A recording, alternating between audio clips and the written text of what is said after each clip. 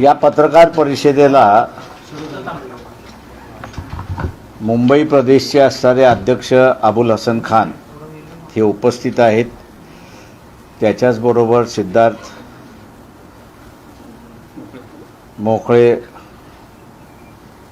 पक्षाचे प्रवक्ते आहेत, तेही उपस्थित आहेत। आणि त्याच्याच बाजूला मिती बोरवाला की जे पॅलेस्टाईनच्या इश्यूवरती कामकाज करतात, मदत करतात, अशी असणारी परिस्थिती आहे। 8 डिसेंबरला आझाद मैदानावरती सर्वधर्मीय शांती सभा अशी आम्ही आयोजित केलेली आहे। इस्रायल पॅलेस्टाईनच्या युद्धामध्ये बऱ्याच मोठ्या प्रमाणात चुकीची माहिती ही पसरवल्या जाते आणि हे दोन देशामधलं भांडण आहे असं बघण्यापेक्षा या देशामध्ये मुस्लिम अँगल अशा रीतीने त्याला दिला जातोय।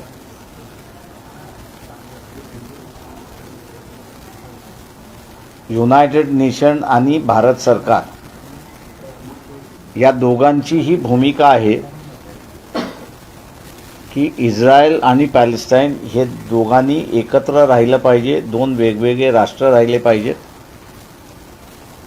आणि भारत सरकारने ती भूमिका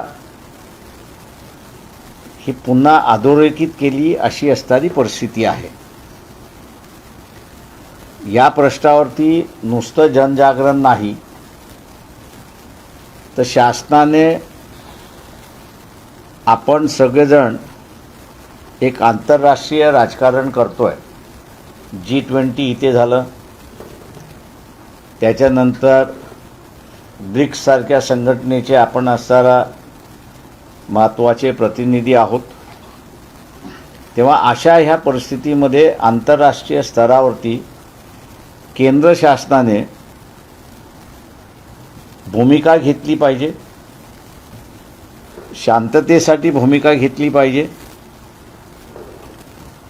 इस्रायल आणि पॅलेस्टाईनमध्ये किंवा इस्रायलच्या वतीने जे असणारं बंबार्डिंग झालं तिथल्या असणारं त्यांच्या प्लेयरमध्ये सीजफायर झालं पाहिजे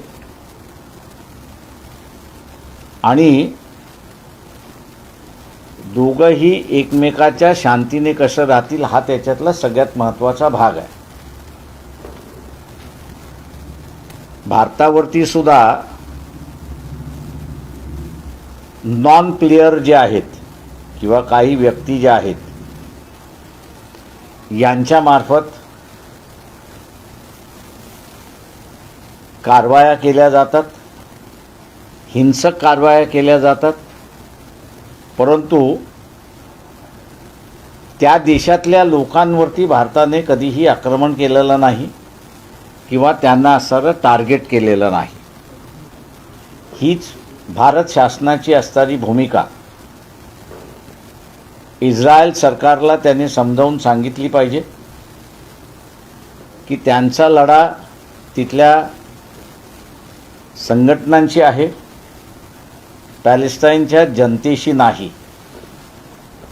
त्याच्यामुळे एकंदरीत जे परिस्थिती उभी राहते ती परिस्थिती अशी आहे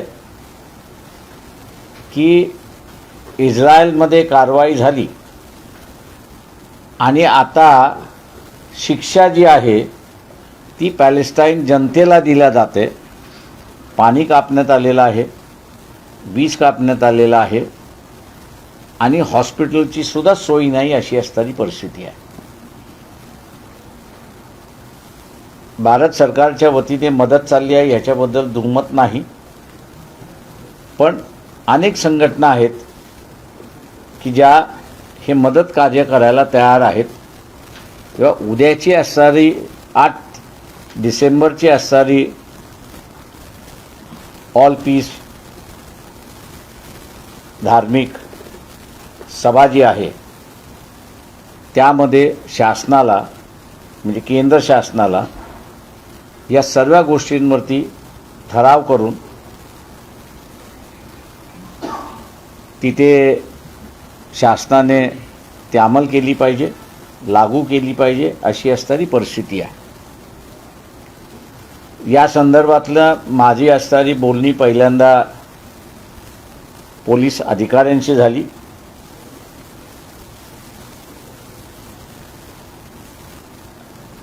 त्यांनी बोट दुसरीकडे दाखवलं. माझं मागच्या 3 दिवसामध्ये आणि काल संध्याकाळी देवेंद्र फडणवीस आणि त्याच्याबरोबर मुख्यमंत्री एकनाथजी शिंदे यांची असणारी बोलणी झाली.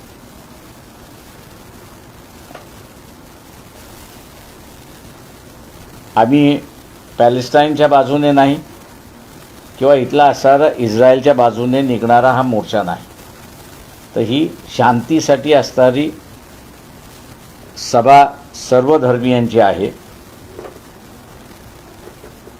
आणि त्यामुळे परमिशन देण्यात यावी. दोघांनीही आश्वासन दिले की शांती ही सगळीकडे राहिली पाहिजे आणि म्हणून परवानगी देण्याची सोय आम्ही असणारं त्या ठिकाणी करतो. या विषयाच्या संदर्भात जनतेला अधिक माहिती व्हावी आणि हा फक्त मुस्लिम अँगलनी बघून त्याच्यातला इश्यू नाही, त्याचे दुष्परिणामसुद्धा फार मोठ्या प्रमाणात आहेत आणि म्हणून एक राष्ट्र दुसरा राष्ट्र असं जे संबंध असतात त्याच पातळीवरती असणारं ते बघितलं पाहिजे आणि ते त्याच पातळीवरती राहिलं पाहिजे. म्हणून असणारं 8 डिसेंबरला आझाद मैदानावरती ज्याला सर्वधर्मीय शांतीसभा जे आम्ही नाव दिलं आहे ते त्या ठिकाणी घेतो आहोत. मुंबईतले अनेक जणं त्या असणाऱ्या शांतीसभेला उपस्थित राहतील अशी आमची अपेक्षा आहे आणि केंद्र शासनाचं जी परदेशी धोरण आहे त्या परदेशी धोरणानुसार शासन आपलं भूमिका अदा करेल अशी आम्ही त्या ठिकाणी अपेक्षा धरतो. आपण आता विचारा या सभेला कोणत्या कोणत्या धर्माचे लोकांचे ते आम्ही असणारं शीख धर्माचं, ख्रिश्चनांचं, त्याच्यानंतर हरिभक्त पारायण त्यांचं असणारं आहे, बौद्ध असणारं आहे, जैन समाजाचे आहेत, या सगळ्यांशी आम्ही असणारं बोलून येणार असा येतो असं सगळ्यांनी सांगितलेलं आहे. फक्त अडचण एकच आहे की आषाढी असल्यामुळे मुंबईतलेच फक्त हरिभक्त येतील अशी परिस्थिती आहे. इतर राजकीय पक्षांना कुणाला निमंत्रण आहे? नाही, आम्ही राजकीय केलेलंच नाही आहे. हे एक नॉन पॉलिटिकल ज्याला म्हणता येईल आणि भारताची भूमिका ही सर्वधर्मियांची भूमिका जी गेली पाहिजे त्या दृष्टीने आम्ही असं पाहतो. परंतु ह्या सभेमध्ये काही राजकीय भाष्य वगैरे केलं जाणार का? कारण की ज्या पद्धतीने देशभरात ध्रुवीकरणाचं वातावरण आहे आणि तेच ध्रुवीकरणाचं वातावरण निवडणुकांमध्ये म्हणजे पॅलेस्टाईन आपल्या फॉरेन पॉलिसी हे आपल्या इलेक्शनचा कधी भाग नसतो, त्याच्यामुळे तिथं राजकीय भाषणाचा काही संबंध नाही. सर, आपल्या पोलिसांशी बोलणं झालं होतं, त्यांची काय भूमिका होती, त्यांनी काय म्हणणं मांडलं? ते त्यांनी असं एवढंच म्हटलं होतं की सरकारशी बोलून घ्या. आम्ही सरकारशी बोलून घेतलं आणि त्यांना आदेश आले असतील असं आम्ही गृहीत धरतो. अजून परवानगी मिळालेली नाही लिगली मिळून जाते, त्याला काय फार हे नाही. पोलीस कधी 48 तासाच्या अगोदर कधी पोलीस काहीच कागद कधी देत नाही हातामध्ये. हां, झालं.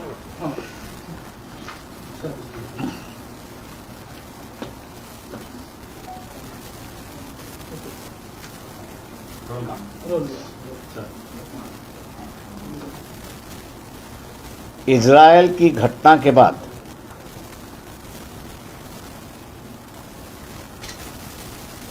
इजरायल और पैलेस्टीन जो है हाफ वॉर की परिस्थिति वहाँ पर बन चुकी है। अगर अंतर्राष्ट्रीय शक्तियों ने इस पे दखल नहीं दिया तो हो सकता है कि इसका दायरा भी बढ़ सकता है। ये दायरा ना बढ़े इसके लिए 8 दिसंबर को सभी धर्मों के प्रमुखों को लेके एक शांति सभा जो है आज़ाद मैदान में हम लोग ने आयोजित की है, ताकि एक मैसेज जाए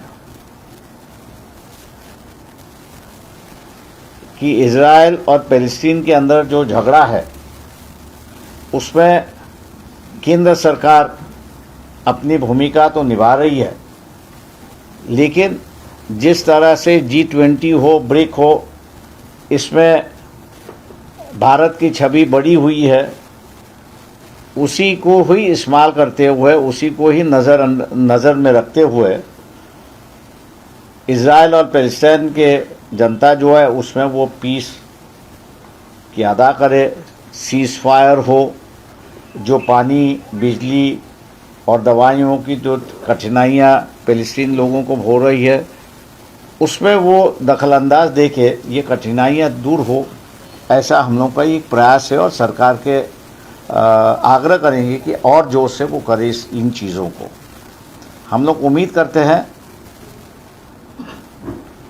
कि कहीं भी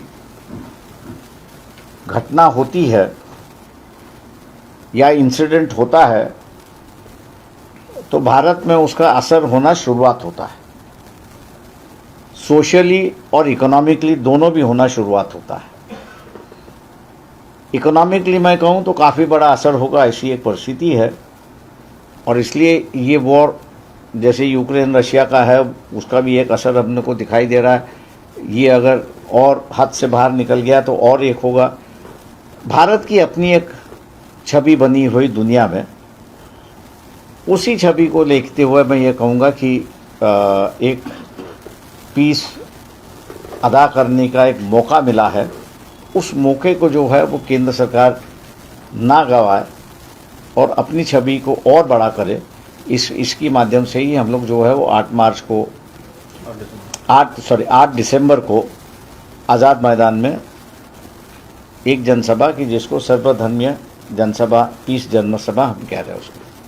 तो इसमें कौन कौन से धर्म के लोग शामिल होंगे? तो इसमें सिख समाज के होंगे, जैन समाज के होंगे, वारकरी संप्रदाय के होंगे, क्रिश्चियन समुदाय के होंगे, हिंदू समुदाय के होंगे। पुलिस की अनुमति क्या मिल पाएगा? हम लोग ने मुख्यमंत्री जो है एकनाथ शिंदे और देवेंद्र फडणवीस जी दोनों से बातचीत हुई है। दोनों ने जिस तरह से हम लोग कार्यक्रम कर रहे हैं, ऑल रिलीजियस पीस जनसभा कर रहे हैं, उसको देखते हुए उन्होंने आश्वासित किया है की आपको परमिशन मिल जाएगी। सर, एकीकडे तुम्ही आंतरराष्ट्रीय मुद्द्याला हात घालत आहात पॅलेस्टाईन आणि इस्रायलच्या युद्धाच्या संदर्भात, परंतु महाराष्ट्रात राज्यात देखील दोन जातींमध्ये तणावाची परिस्थिती निर्माण होते राज्यकर्त्यांच्या भाषणांमुळे। मराठा विरुद्ध ओबीसी असं दोन्ही समाज एकमेकांच्या समोर येऊन ठाकलेला आहे। 9 तारखेला पुन्हा एकदा छगन भुजबळ इंदापूरमध्ये सभा घेत आहेत।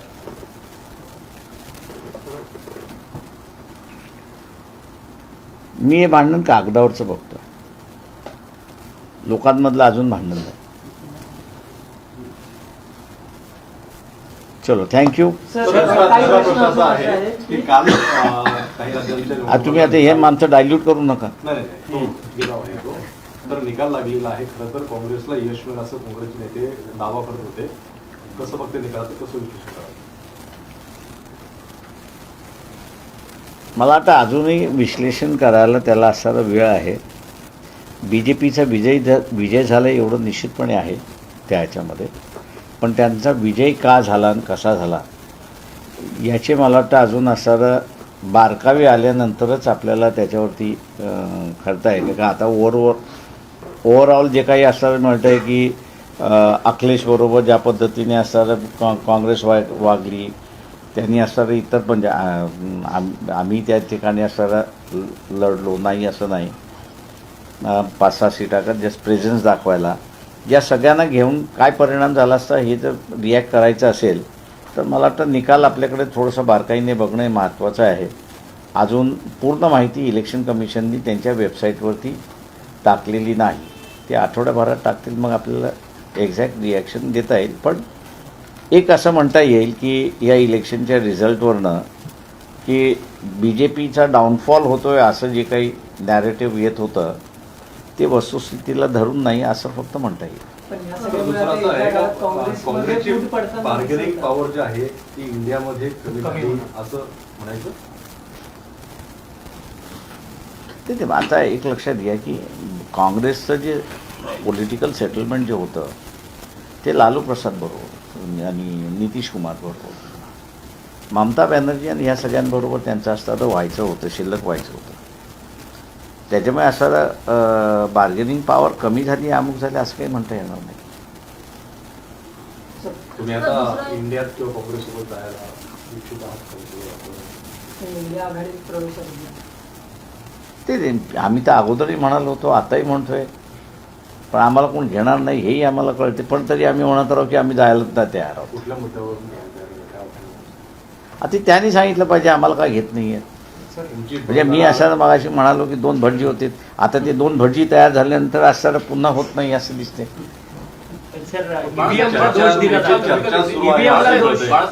ईव्हीएमला दोष दिला जातो. सर्व विरोधी पक्षांनी एकत्र येऊन बॅलेट पेपरचा आग्रह करावा. बॅलेट पेपर निवडणुका नाही झाल्या तर निवडणूक लढवून याची तुम्ही पूर्वीकाली भूमिका मांडली लोकशाही मराठीवर, काय सांगाल एकंदरीत? माझी ती भूमिका आहेच. मी आत्ताही असं तेच पिटिशन आर्ग्यू करून आपल्यासमोर प्रेस कॉन्फरन्स करतो. लोकांच्या मनामध्ये आणि राजकीय पक्षांच्या मनामध्ये जी शंका आहे का कायद्यामध्ये तुम्ही EVM वापरा किंवा बॅलेट वापरा असं दोन्ही सोयी आहे. असंच नाही की तुम्ही असं हे करावं त्या ह्याच्यामध्ये. मी काही गोष्टी इथे बोलू शकत नाही कारण का मला माहिती आहे की मी ते इलेक्शन पिटिशन लढत असताना काय फेस करतो याची मला कल्पना आहे. पण मी काल जे म्हणालो की सर्व विरोधी पक्षाने, आणि हे मी आज नाही म्हणत आहे, 2004 मध्ये मी ज्यावेळेस पडलो त्यावेळेस माझं स्टेटमेंट होतं, सगळ्या पत्रकारांनी सगळ्यांनी माझं हास्य केलं की मला लोकांनी पाडलं नाही, मला EVMनी पाडलं. दुर्दैव आहे मी असं म्हणेन की इथले असणारे जेवढे इलेक्ट्रॉनिक इंजिनियर्स आहेत, तज्ज्ञ आहेत, यांनी जी मांडणी केली पाहिजे ती मांडणी ते करत नाही.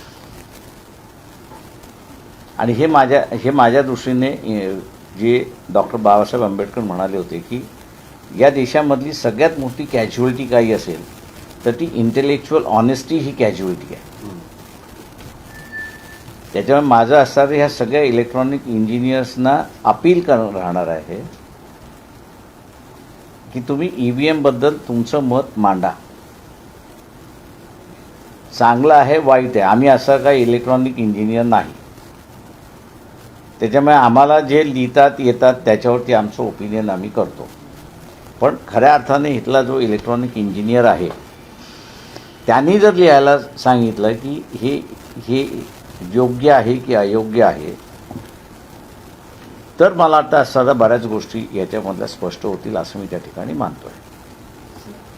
उद्धव ठाकरे असं म्हणाले की महाराष्ट्रात येत्या काळात लोकसभा आणि विधानसभेच्या निवडणुका एकत्र लढल्या जातील, काय म्हणतात? असे कोणी काय म्हटलं ह्याच्याशी मला घेणं नाही.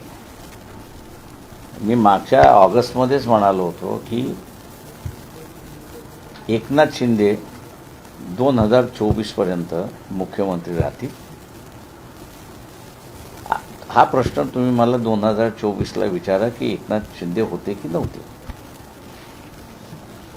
सर ये बताइए कि जो चुनाव हुए, चुनाव में कहाँ कमी रह गई ऐसा आपको लगता है? क्या कांग्रेस ने इंडिया अलायंस को अगर साथ लिया होता तो परिणाम कुछ थोड़े से प्रभावित होते, अलग होते? देखिए, मैं एक बात यह है कि रिजल्ट आ चुका है, बीजेपी जीत चुकी है। इस हकीकत को हम लोग ने अब स्वीकारना चाहिए। एनालिसिस करने की बात है कि अगर इकट्ठा लड़ते तो क्या होता, अलग अलग लड़ते तो क्या होता। ये मेरे ख्याल से जब तक इलेक्शन कमीशन अपने वेबसाइट पे आंकड़े नहीं बताते, कि जैसे मैंने ढूंढने की कोशिश की कि महिलाओं का वोटिंग परसेंटेज ज़्यादा है करके जो बताया गया, लेकिन मैं पिछले इलेक्शन से देख रहा था कि महिला वोटिंग और इस वक्त की महिला वोटिंग का जो फिगर है वो अभी तक इलेक्शन साइट पे नहीं है। ये तो सिर्फ नैरेटिव्स आ रहे हैं, ऐसा मैं मानता हूँ। इसलिए सही एनालिसिस मेरे ख्याल से जब इलेक्शन कमीशन पूरी जानकारी अपनी वेबसाइट पे देगा तब मेरे ख्याल से होगी, ऐसा मैं मानता हूँ। मल्लिकार्जुन खड़गे इस और उसी को लेके मैंने कहा था कि ईवीएम सही या गलत, इसकी चर्चा हमेशा होती रही है। ये सही या गलत है, इसको कहीं ना कहीं तो भी चेक करना ज़रूरी है। हालात में जर्मनी के सुप्रीम कोर्ट ने ईवीएम के खिलाफ अभी एक निर्णय दे दिया है। यूनाइटेड नेशंस में भी इस निर्णय के खिलाफ जो है वहाँ के स्टेट्स ने डिसीजंस दे चुके हैं। इंग्लैंड ने भी इसको शुरुआत की थी, लेकिन वहाँ भी बंद हो चुका है। वही फ्रांस की हालत है। अब इतने बड़े देश जिनके पास अपने से ज़्यादा टेक्नोलॉजी है, वो डाउट कर रहे हैं, तो आम लोगों का डाउट भी होता है, ऐसा मैं मान के चलता हूँ। और इसलिए उसी को देखते हुए मैंने कल बयान दिया कि इस चार्ज को कहीं ना कहीं तो भी ख़त्म कर दो, और इस चार्ज को कहीं ना कहीं तो भी ख़त्म करना है तो आप बैलेट पे करिए, क्योंकि कानूनी तौर से बैलेट भी हो सकता है, ईवीएम पे भी हो सकता है। अगर तुम ईवीएम, जिसका ईवीएम पे विश्वास नहीं है, वो सीधा ये कहे कि हम लोग इलेक्शन कॉन्टेस्ट ही नहीं करेंगे, मतलब इसलिए मैंने कहा कि ये हिम्मत दिखाना ज़रूरी है राजनीतिक दलों को कि ये जो ईवीएम के बारे में गलत सलत चर्चा है, इसको कहीं ना कहीं तो भी रोकना चाहिए। और रोकने का एक ही रास्ता मैं देखता हूँ कि बैलेट के ऊपर से जो रिज़ल्ट आएंगे वो ईवीएम के रिज़ल्ट से कंपेयर किया जाएगा। अगर वो सही है तो ईवीएम सही है, अगर वो रिज़ल्ट बैलेट के रिज़ल्ट अलग आए तो ईवीएम गलत थी, ये उसका नतीजा होगा। तो राजनीतिक दलों ने हिम्मत दिखानी चाहिए, इतना मैं कह रहा हूँ। नहीं, सिर्फ ईवीएम बंद होना चाहिए, सिर्फ बैलेट चाहिए कि ईवीएम के साथ बैलेट भी होना चाहिए? ऐसे पेपर ट्रेल है। मैं ये नहीं समझ रहा हूँ कि सुप्रीम कोर्ट क्यों कह रहा है कि 25 ही गिन लो। ये डिसीजन जो है, ये डिसीजन ऑल पार्टीज में होना चाहिए। ये डिसीजन जो है पार्लियामेंट में होना चाहिए कि कितने काउंट होना चाहिए, कितने नहीं काउंट होना चाहिए। उदाहरण के तौर पे दूं तो कर्नाटक में पिछली असेंबली, अभी के नहीं, पिछली असेंबली के इलेक्शन में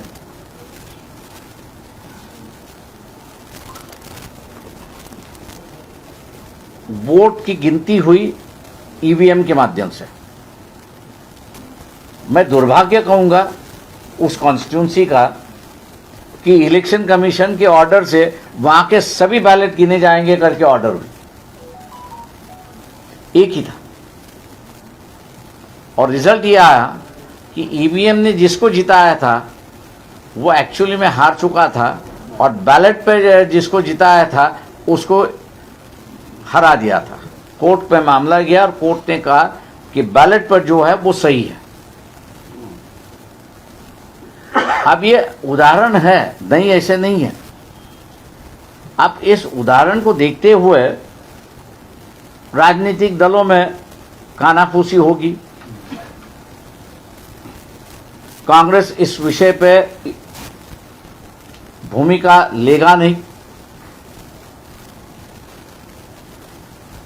क्योंकि मैं ही पहले था कि 2004 में मुझे जब मैं गिर गया तो मैंने कहा था कि मुझे लोगों ने नहीं गिराया, मुझे ईवीएम नहीं गिराया। उस वक्त कांग्रेस सरकार थी। इसलिए मैं कांग्रेस की मजबूरी समझ सकता हूं कि वो इस पे भूमिका नहीं लेगी। सर आपको क्या लगता है कि ईवीएम में टेम्परिंग की जाती है या फिर इस तरह से कोई? मैंने कहा ना कि ये क्षेत्र जो है वो इलेक्ट्रॉनिक इंजीनियर्स जो है सॉफ्टवेयर के और हार्डवेयर के, वो पता है इसमें। सर एक नहीं, प्रश्न, आपको लगता है कि जो राज्य के जो अभी चुनाव हुए या जो भी चुनाव होते हैं उसमें अगर मेरी पिटीशन डिसमिस्ड हुई, मान लीजिए कि जिसको तैयारी चल रही है, फिर मैं इसका तथ्य बाहर निकालूंगा, नहीं तो कोर्ट के सामने रखूंगा सब कुछ।